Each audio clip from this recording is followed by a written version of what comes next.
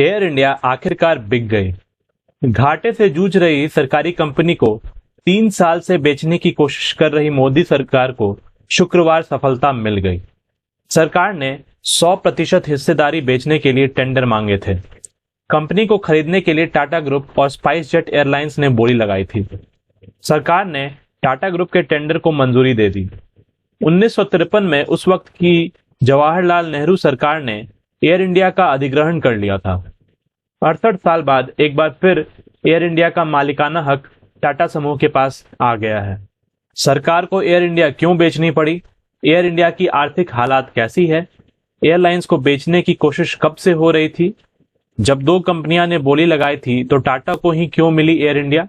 Air India के साथ और क्या क्या बेच रही है सरकार? आइए जानते हैं इस वीडियो में। चलिए शुरू करते हैं। -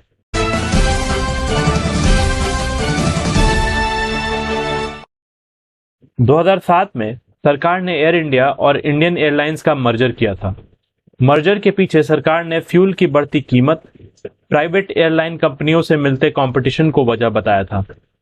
हालांकि साल 2000 से लेकर 2006 तक एयर इंडिया मुनाफा कमा रही थी, लेकिन मर्जर के बाद परेशानी बढ़ गई। कंपनी की आय कम होती गई और कर्ज लगातार बढ़ता गया। कंपनी पर 31 मार्च 2019 तक 60,000 करोड़ से भी ज्यादा का कर्ज था। वित्त वर्ष 2020-21 के लिए अनुमान लगाया था कि एयरलाइन को 9,000 करोड़ का घाटा हो सकता है। यूपीए सरकार ने बेल आउट पैकेज से कंपनी को उबारने की कोशिश भी की थी, लेकिन नाकाम रही। इसके बाद 2017 में इसके विनिवेश की रूपरेखा बनाई गई। अब आइए जानते हैं कि क्या पहले भी हुई है एयर इंडिया को बेचने की कोशिश? तो हाँ, इससे पहले 2018 में भी सरकार ने एयर इंडिया के विनिवेश की तैयारी की। फैसला लिया कि सरकार एयर इंडिया में अपनी 76% हिस्सेदारी बेचेगी। इसके लिए कंपनियों से एक्सप्रेशन ऑफ इंटरेस्ट EOI मंगवाए गए, लेकिन सरकार के पास एक भी कंपनी ने EOI सबमिट नहीं किया। इसके बाद जनवरी 2020 में नए सिरे से प्रक्रिया शुरू की गई। इस बार 76% की जगह 100% हिस्सेदारी बेचने का फैसला लिया गया। कंपनियों को 17 मार्च 2020 तक एक्सप्रेशन ऑफ इंटरेस्ट सबमिट करने को कहा गया, लेकिन कोरोना की वजह से एविएशन इंडस्ट्री बुरी तरह प्रभावित हुई। इस वजह से कई बार तारीख को आगे बढ़ाया गया और 15 सितंबर 2021 आखिरी तारीख निर्धारित की गई। 15 सितंबर 2021 तक टाटा और स्पाइस जेट ने एयर इंडिया को खरीदने के लिए बोली लगाई।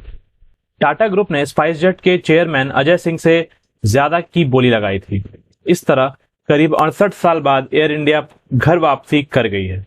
वित्त मंत्री निर्मला सीतारमण, कॉमर्स मंत्री पीयूष गोयल और एविएशन मंत्री ज्योतिरादित्य सिंधिया की कमेटी ने इस डील पर मुहर लगाई।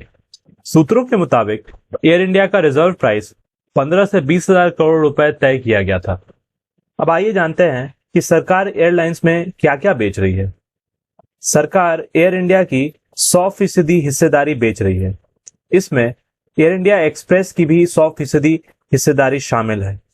साथ ही कार्गो और ग्राउंड हैंडलिंग कंपनी AISATS की 50% हिस्सेदारी शामिल है।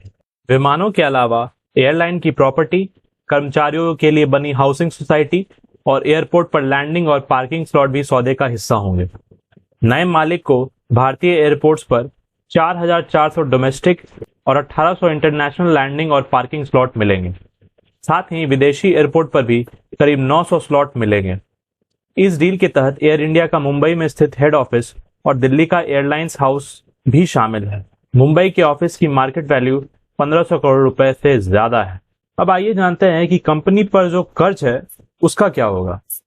31 मार्च 2019 तक कंपनी पर 60,074 करोड़ रुपए का कर्ज था।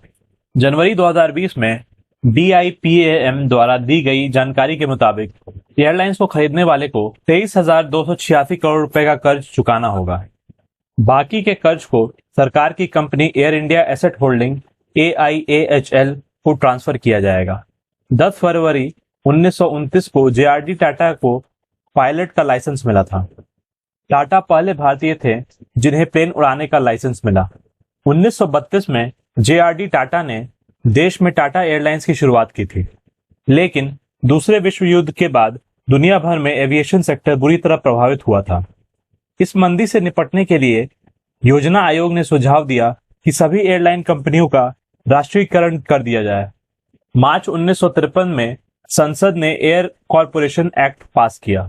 इस एक्ट के पास होने के बाद देश में काम कर रही 8 एयरलाइंस का राष्ट्रीयकरण कर दिया गया। इसमें टाटा एयरलाइंस भी शामिल थी। सभी कंपनियों को मिलाकर इंडियन एयरलाइंस और एयर इंडिया बनाई गई। एयर इंडिया को इंटरनेशनल तो इंडियन एयरलाइंस को डोमेस्टिक फ्लाइट संभालने का जिम्मा दिया गया। 68 साल बाद एक बार फिर एयर इंडिया का मालिकाना हक टाटा ग्रुप के पास है।